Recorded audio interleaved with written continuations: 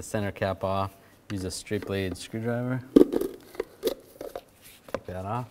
Use a 22mm socket. Take off the lug nuts. Take the wheel off. Take these two caliper bolts out. I'm going to use a 12mm socket and then a 16mm wrench just to hold the slide from spinning. Loosen these up.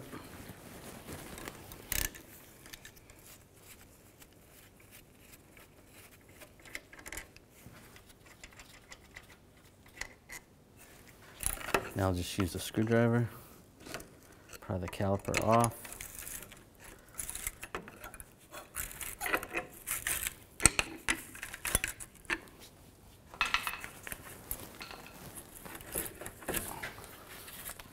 Pull it out, and you can use a caliper hanger and just support it from the upper control arm right there. Just make sure there's no tension on the hose. You can slide it over here. Take the brake pads off. Just use the same straight blade screwdriver.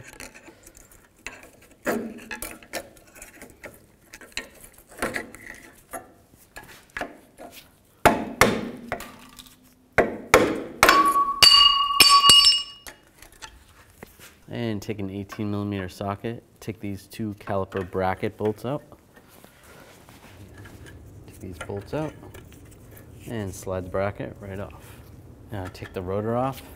If it's stuck on there, just take a hammer, give it a tap in these areas. Just try not to hit the studs. And it should be loose. Try not to breathe any of that in.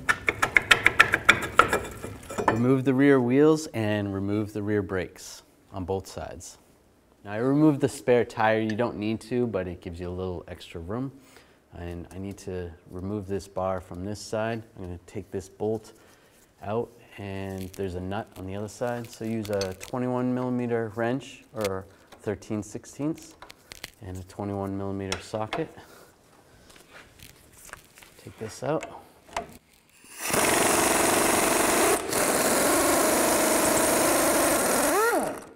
I'm just going to use a pry bar. Let's pry this out. And if it's in your way, just use a bungee cord.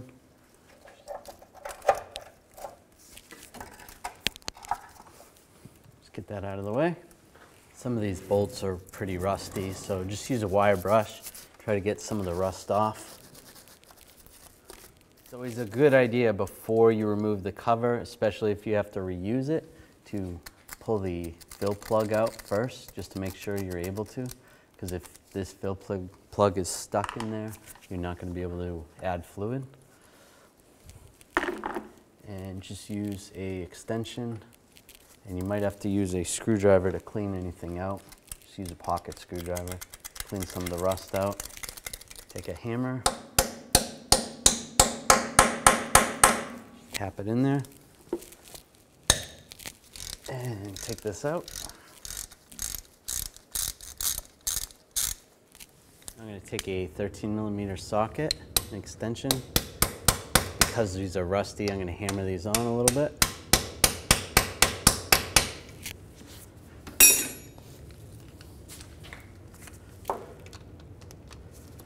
And loosen this up.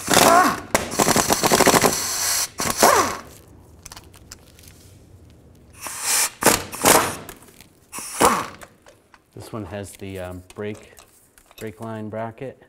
Just grab that. You just pull that out of the way a little bit. Try to get some of that extra rust off of there. Now I'll take these all out. Make sure you have a drain bucket underneath, because you're going to want to catch the fluid. Okay, all of those bolts are out except for the top one. It's just a little loose. Just take a pry bar or a screwdriver and just slowly pry the cover out. Let the fluid drain in your drain bucket. I'll take that top bolt out and grab the cover and just slide it off. We want to take this pin off. If you're rear differential or the carrier is not indexed so that you can access this, you're going to have to put the transmission in neutral and rotate the drive shaft until you get to this point. Then use an 8mm wrench or a socket and loosen up this pin. Take this bolt out, which has got a pin on the end of it that holds that pin in there. And we can just slide this out, just like that. So now make sure your vehicle's in neutral, and then you're going to rotate the drive shaft. We want to get to this point where you can see where the clips are going to be. Now you're going to push on the axle, push it in so you can access the clips that hold the axles in. And you should be able to access the clips. Use a magnet. Try to get the clip out. Oh, a little too far. There we go. And just slide that out. You just want to make sure you don't rotate it, because when you rotate it, you're going to mess up the spider gears here, and it's going to be very hard to reinstall those. So then just grab the axle and slide it out. And it might be kind of difficult. You can use a piece of wood, give you a little more leverage. And just carefully slide this. Eventually it'll be a little bit easier. There we go. Just grab the axle and slide it out. Now I'm going to use an axle seal puller. There's many different seal pullers you can try to use. Most of them don't really work that great. This works okay sometimes, but a lot of times it's going to end up ripping the seal. Let's see, just like that. Normally what happens, you can always just try using a pry bar.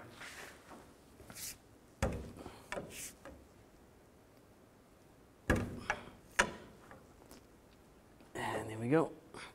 You just want to be careful not to scratch the inside.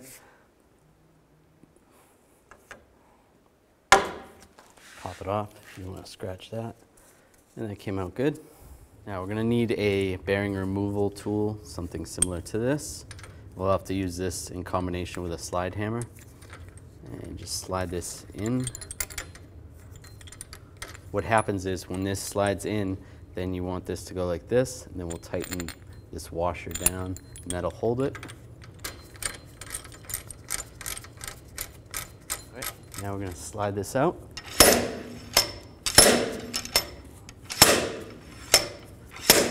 As you can see, the bearing's starting to move.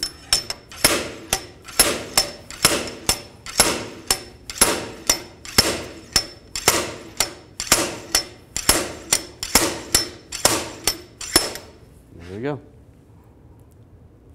And take the new bearings, and you want an installer that's smaller than the outer case of the bearings, but you don't want it so small that it's pushing on the little rollers. So just slide this in position, like that. Make sure it's nice and flat. Take a hammer and tap it in.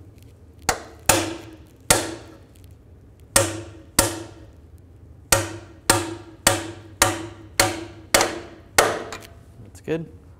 And you can take a little bit of emery cloth or some sandpaper, even a little scuff pad, and just sand some of this rust away if there's any. Just clean that up. Right, now take the new seal. You can use a seal installer, just make sure it's big enough to fit on the outside edge of the seal.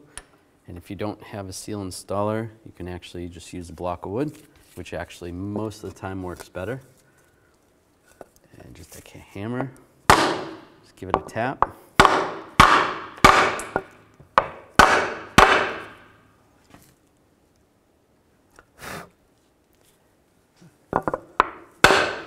Looks good. Now before I put the axle in, I'm just going to take a little bit of the axle lubricant, just pre-lube these bearings. You could do this before you put them in if you wanted to. And take the axle and just slide it in. And you're going to want to hold it up a little bit. may take a little bit of practice trying to get it to line up in the carrier. There we go. And if you twist it, just don't twist it too much because you don't want to mess up those spider gears. Now just push it in. Now grab this retainer or a clip, slide that back in position. While you're holding it right there, just take a pry bar, pry it out on the axle. And that's good, it's in place. And you can do the same procedure for the other side. All right, so those retainers are back in place. We can turn the drive shaft back to line this pin up.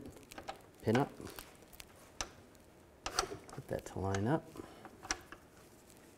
And then make sure you put the hole so that we can put that other retainer in there. I'm gonna have to tap this a little bit.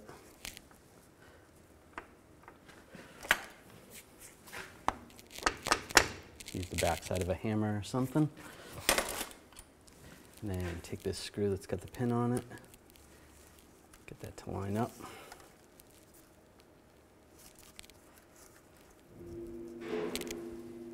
And tighten this down. Okay. And tighten this up. Try to tighten it about how tight it was when you took it out.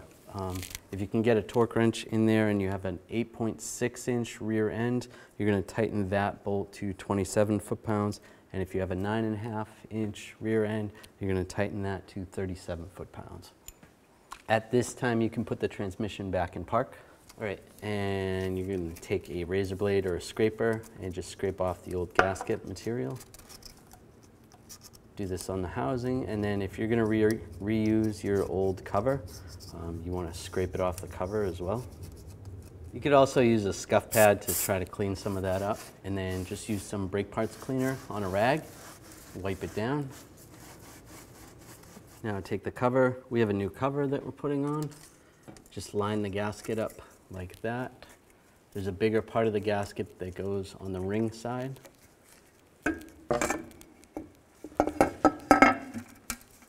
Slide the cover in place. And get all the bolts started. And make sure you pull this bracket over.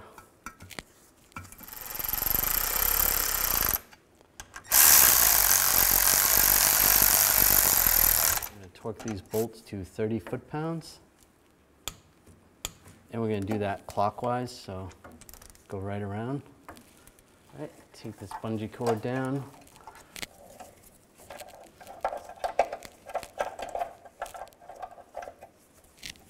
And slide this bar back in position. Take the bolt, line the bolt up. You might have to pry the whole axle over a little bit. Right there. There we go. Take the nut, put the nut on the back side. And tighten this up. Put the wrench on the back side. Get that good and snug. Take a 10mm hex bit and loosen up this fill plug. This new cover has a fill plug on it, or you could always go to the fill plug that's on the differential. If you loosened that one up earlier, make sure you tighten that up.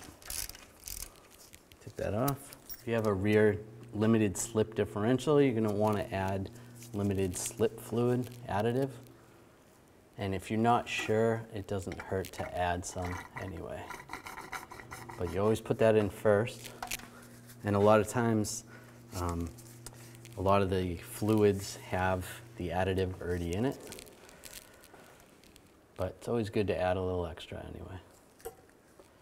And you're going to fill up the rear differential until the fluid starts pouring out of the fill hole. To determine what kind of fluid, you can always check your owner's manual. Yep, and you want to make sure the fluid's right up to the bottom of the fill hole. Normally plug it off for a minute. And then double check. Yep, and it's right up there. Let that drip out for a sec. Now take the fill plug, get that started. Make sure the gasket's on there. And snug this up. That's good. You take a rag, just wipe off the excess. If you have a little underneath, use a little brake parts cleaner. Now you can reinstall the brakes on both sides and put the wheels on. I'm just gonna clean up this surface right here. You can use a wire brush or some type of grinding wheel. Just be careful. You don't want to take too much material off, just get some of the rust off. Take a little anti-seize. Just put it on the hub area right here. Now we're just going to put the rotor on backwards first, and we're going to clean off the surface. Use a little brake parts cleaner. There is a protective coating on this. Clean that off. You can clean off the inside of the drum area as well for the parking brake. Flip it around. And clean off this area as well. When you go to put the rotor on, you may have to adjust the parking brake. You can spin that wheel either forward or backward, and it'll either tighten it or loosen it. Just slide the rotor on. Just make sure it spins good, and then double check with your parking brake and adjust accordingly. Slide the brake caliper bracket in place. Put the bolts in. You can use a little thread locking compound on the bolts.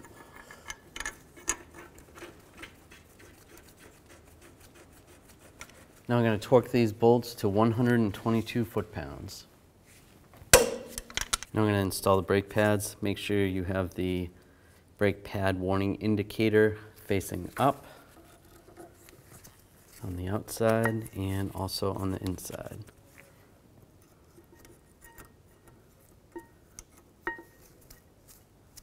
Now take the brake caliper off, take the hanger off. Now I have to compress the caliper, so use a brake caliper compressing tool. Just compress it really slow. This is going to push the fluid through the hoses, back through the lines, back up to the master cylinder and into the reservoir. Just go nice and slow. All right, that's compressed. Pull the compressing tool out. Now we have a new little bracket right here. Comes with the brake kit. Just take a straight blade screwdriver. This little tab right here. Just push in on that tab. Slide that off. Take the new one. Slide it in there, and then just push it, lock it in place. So that's in there just like that. That's just going to push down on the pads to just keep them from rattling around. Now slide the caliper over the brake pads and the bracket. Take the two bolts, install the bolts. You can put some thread locking compound on those bolts. And use my 16mm wrench, 12mm socket. Torque these bolts to 31 foot-pounds. And reinstall the wheel. Put the lug nuts on. Now I'm going to torque these lug nuts to 140 foot-pounds in a star pattern to tighten the wheel down evenly. And just go around again, double check.